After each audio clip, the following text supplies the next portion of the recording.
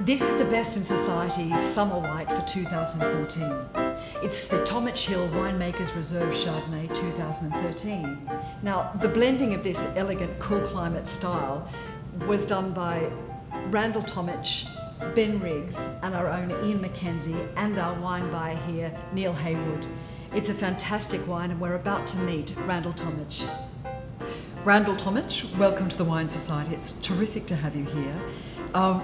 We've come together today to talk about the Best in Society Summer White, which is always a Chardonnay, and this year you have made it. It's the Winemakers Reserve Chardonnay 2013. What I would love is for you to tell us about the region in which your vineyard is and why that is good for Chardonnay, and how you went around making this particular wine. Well, my family's been farming for 3 generations. We've farmed from Mildura to Coonawarra to Clare, and my father's always been a lover of delicate aromatic whites. And about 15 years ago we moved up to the Adelaide Hills. Pristine country, beautiful water source, and really just a lovely spot. And cool climate. We're in one of the coolest parts of the hills, and the hills is quite a large region. So if you like, in the north's Barossa, and in the south is McLaren Vale, and the Adelaide Hills wine region actually runs from the foothills of the Barossa to the foothills of McLaren Vale. So we're pretty much dead smack in the middle of that, in the Woodside area, which is one of the coolest zones. So for slow ripening of fruit, you really need a lovely cool zone. So essentially the vines need to shut down every night, and the best wine growing regions are those which are warm in the day but very cool at night. We need somewhere under about 20 degrees at night every night for the vines to actually have a bit of a break. So this gives us a longer ripening period, which really retains the acid in the wine so beautifully. And the longer the ripening, the more elegant the fruit is, the more finesse it has, and the more flavour as well. And they're more aromatic, isn't that correct? Because it's all about flavour really, and aromatics. Yeah. The majority of what you see in the wine is really from the aromatics. So we farm about 300 acres of vineyard there. We're the largest grower in the district, and we've grown for Penfolds exclusively for well over a decade. And as our Penfolds contracts wound back towards the last few years, we're just concentrating more and more on our own wines. So the very best 25% of all of the fruit we produce goes in the Tomich Hill range. Fantastic. Randal, why do you like Chardonnay as a grape varietal? Well, for me, Chardonnay is one of my favourite grapes to grow, and it's really a passion which starts in the vineyard. And Chardonnay just kind of sits there. It's quite princely, actually, in the way it grows. It never overcrops. It's not like a sort of a unruly teenager like Pinot Gris or something like that. Chardonnay is really more graceful, and with our 27 different blocks, we've actually matched the terroirs to the different clones of Chardonnay. And in the majority of cases, it's worked quite well. We've balanced the actual vigour of the soil site to the actual Chardonnay varietal. So it's giving us beautiful balanced vines. Now they've got some age on them. They're about 12 or 13 years old now. Gosh, yeah. The Chardonnay just settles beautifully. So the Chardonnay always produces a consistent crop. There's not actually a lot of hand sort of intervention or maintenance that actually happens with the Chardonnay. I think our region in the Adelaide Hills, there in that cool spot, is just really suited perfectly terroir to Chardonnay. And you know, we're amongst some of the great wineries of our area. We're actually next door to the Shaw and Smith M3 vineyard, which is iconic Australian Chardonnay. And then I work closely with the Bird and Ham boys just down the road. So when you really get the Chardonnay right, when the canopy and the leaf and everything's sitting just perfectly, you should see a little bit of dappled light just coming through. And the dappled light just really opens up the canopy, allows some beautiful airflow, and just allows the fruit to just ripen gracefully. Little sunburn, protection of the fruit is really, really critical in cool climate Chardonnay. And what we found with the new French clones, which we're using at Tomich over the American clones, is that with the old American clone, which came out in the 60s, you're really comparing sort of plant breeding or plant selective technology with a sort of 1960s car versus a 1990s car. And all of those finer elements are just there in the fruit, just through selective breeding. With my old American style Chardonnay, I'd get the canopy just right. I'd have a perfect growing season, and maybe 1 year in 3 or 1 year in 4 would actually get to the epitome of cool climate Chardonnay. The You'd white achieve stone that, fruit, that's pear, the elegance. the elegance, the subtlety. But with the French clone Chardonnay, the bunches are very tight and very, very small. And every year they throw to that beautiful pear, stone fruit, apple characters. So it's actually it's a pleasure to grow Chardonnay. And of course it goes in one of my other favourite wines, Champagne. Absolutely. It's funny though, because a lot of people now travel to France and they come back to Australia and they look for something that they tasted over there that we don't quite have here. Well, it's funny you should mention, because I was down in Burgundy in 04 and 05 and learned a fair bit about French winemaking back there, and I still get a box of wine from one of my favourite producers there who have become quite good friends.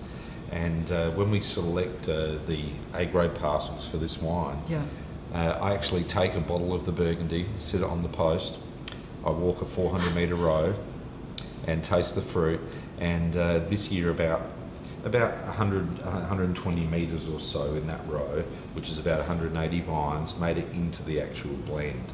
So we actually hand select the actual characters in the fruit that fit that style of wine.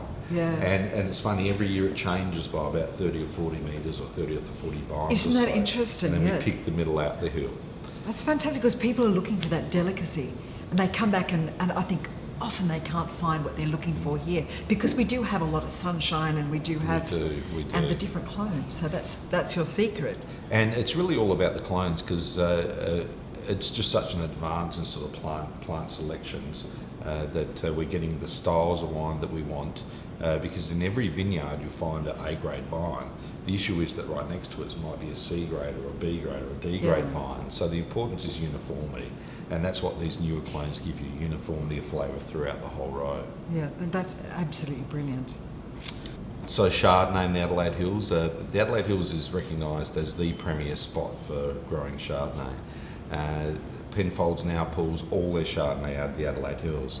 So that's for all of their bin ranges, including their Yatana product. Wow, that's great to know. And where you are, it's the Onkaparinga Valley, is that right? And there's a river going through. Beautiful spot, Onkaparinga Valley Road, with the river running right through the middle of us. Our land classification is all big red gums. So Australian land is sort of generally classified by the trees that grow in it. So red gums is the top of the tree, if you like, the strongest land classification. And I did hear that you believe in sustainable farming, and you've got a commitment to sort of reducing your carbon footprint, which I thought was fantastic. And I know a lot of our members are really taking interest in that. It's actually interesting because when I was younger, back in my Penfolds days, I used to have the vineyard almost glow in the dark. Everything was just completely on, and there was fertiliser programs, and if there was a weed out there, we'd be like, get out there and spray it. But I think it's almost part of my maturity as well, and over the last decade or so, I guess, that I've taken my foot off the pedal a little bit, and we just work a lot closer to the style of land, because there's ground which likes to be farmed, if you like, and likes to be cultivated, and really just fits in with the feel of the ground. And there's other land which is just like slow and old, and you just have to work with it and just let it grow in its own way. So we've run a organic fertiliser and farming regime for about 5 or 6 years now, and my brother actually still runs part of the traditional family business of cattle farming. So we've got our own composting site. Because I read about the Vibra-Soiler. Is that your invention? Yeah, it is actually. We through years of farming, we have a company called Soilworks. Yes. And we're actually the world leaders in planting vineyards. So I'm the guy who they call if Henschke's need a new vineyard, Taylor's, Penfolds. So we've been planting all their vineyards since about 2004. Fantastic. So we've got a system where we incorporate organic matter and compost down to 4 feet in the soil profile, and that's what builds better vineyards. That's amazing. That's really interesting. I enjoyed reading about that.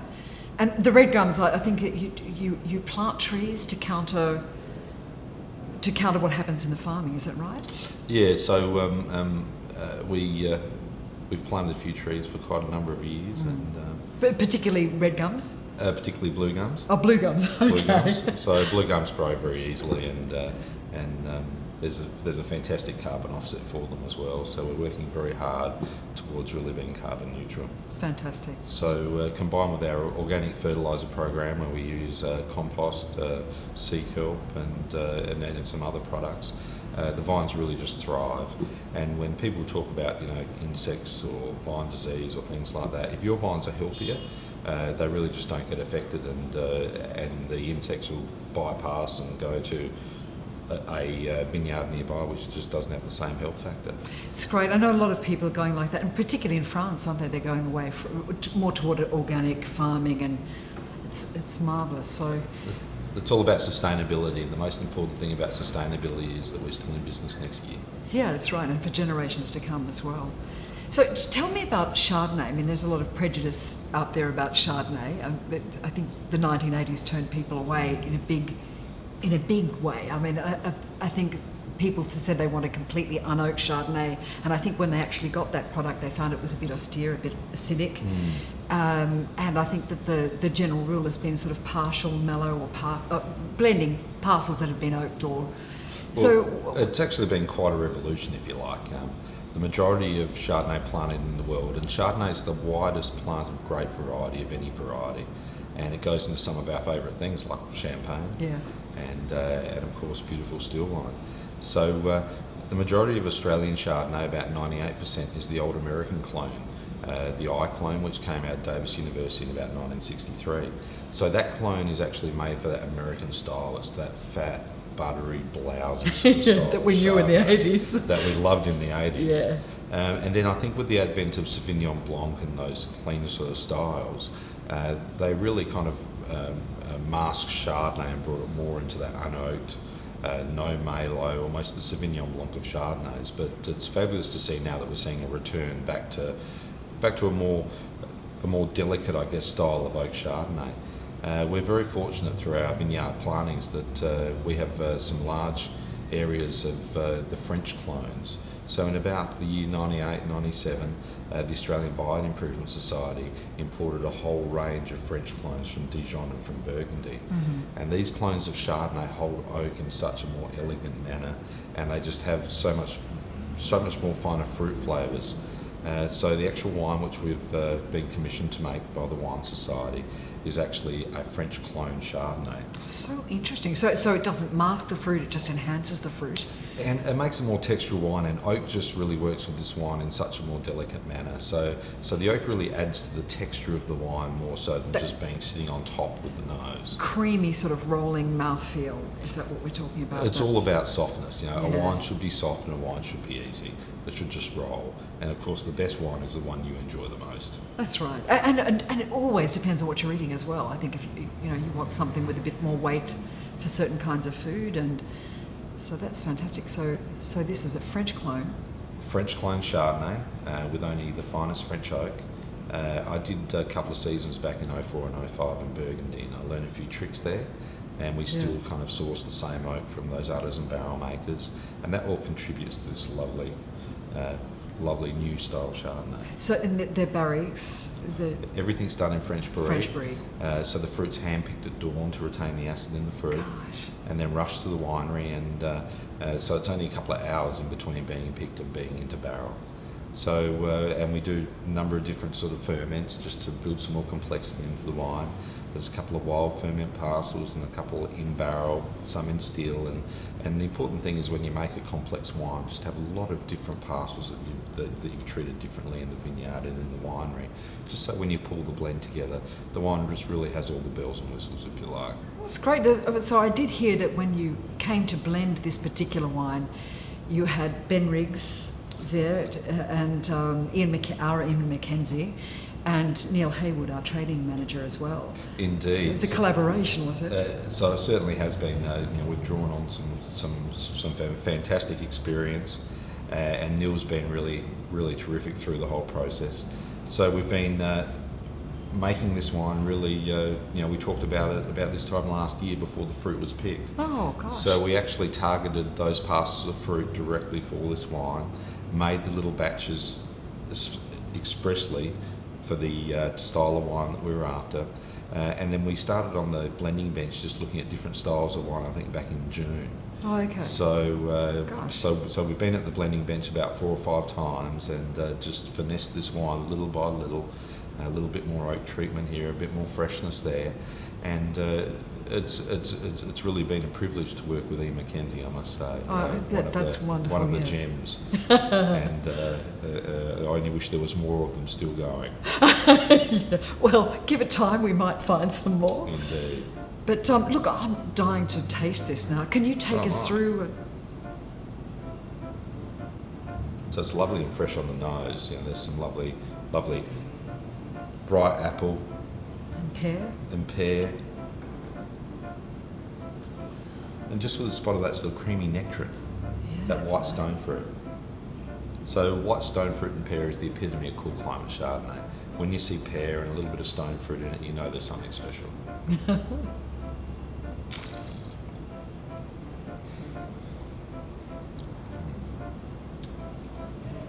Nice and lean and crisp in the front of the palate. With a lovely richness, it's more textural.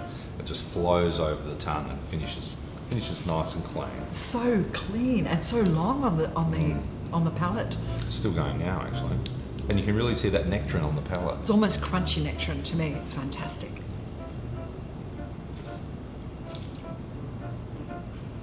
So one of the most important things with the wines that we make is drinkability. Yeah. The wine has to keep you coming back. So you want another glass and another glass. Yeah. And it's something that we talk about in the winery, and we call it unctuousness, and having that line of acid that leaves your palate clean and leaves you wanting more. But the wine's really showing some beautiful sort of early fruit characters as well. You can really see with that nectarine. The nectarine changes from sort of creamy to sort of a little bit green nectarine. Yeah, keeps and it beautiful, it's really fresh, appealing. and some lovely green apple in there as well. So with the oak in this wine, Ian Mackenzie was very keen to keep the wine in that sort of new age Chardonnay-esque sort of style. So the oak's actually quite seamless, isn't it? It just kind of blends in. It's not standing on top, but it's adding this beautiful richness to the back palate. There's actually a great balance to all components. There's no one thing sort of jutting out, which is great. And we've ready bottled this wine, so it's important for all wines to sit in bottle for 3 or 4 months before they're released. So this is only really newly bottled? It's only freshly bottled about 3 weeks ago. But the wine's really standing up. But the important thing for the members was to get the wine in bottles soon enough so that once they actually see the wine in early February, that the wine's ready to drink.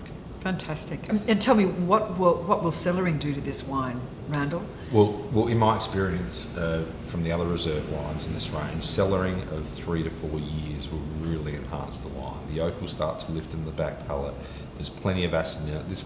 This wine will last for 10 years or at least. Yeah, a lot of longevity.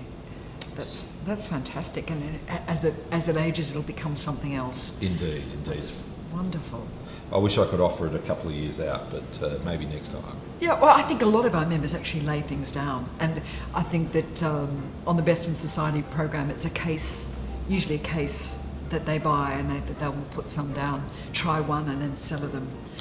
But I haven't seen this wine for a month or so, of course, since it's been in bottle, and I'm really, really pleasantly surprised. The wine's lovely, and it just keeps us going back for glass after glass. It's absolutely delightful. Randal, it has been a pleasure to have you here to take us through this fantastic wine, and I hope you come back many more times with other wines, so thank you so much. Well, it's been an absolute pleasure, and with all things Tomich, we like to finish with a toast. So, in the festive season, may your only pain be champagne. This fantastic Chardonnay is exclusively available to Wine Society members. However, if you become a subscriber to the Best in Society program, the price is heavily reduced for you. If you'd like to find out more about that, give us a call. It's 1300 723 723. We look forward to hearing from you. Cheers.